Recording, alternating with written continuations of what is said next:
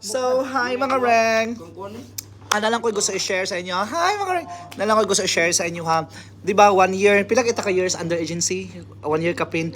So 1 year kapin mi under agency mi. So sa una, katong under agency pa mi, amo ang sweldo kay every fortnight. Meaning to say, every kinsenas.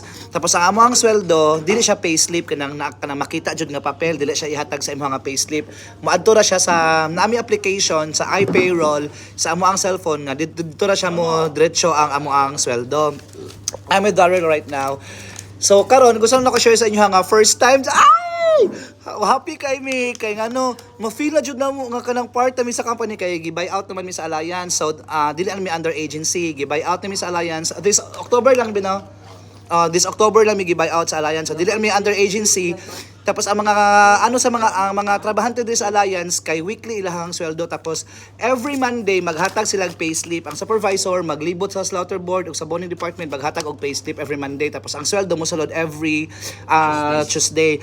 So karon first time na mo nga nakadawat og kanang payslip, first time kay Monday mo first time na mo nakadawat og payslip, kanang happy kayo kanang ma-feel nimo nga murag part na jud ka sa company. Salamat, Shopee! Salamat, Shopee! Kanang every week na ang mga sweldo, every Monday ang payslip, tapos every Tuesday ang sweldo. Go, advertise, gar. Ice cream yummy. Ice cream good. So, muna mong payslip, gihatag sa mga kaganina. So, every week na ang sweldo. So, nana dyan may payslip na ingon ani, dili na siya online.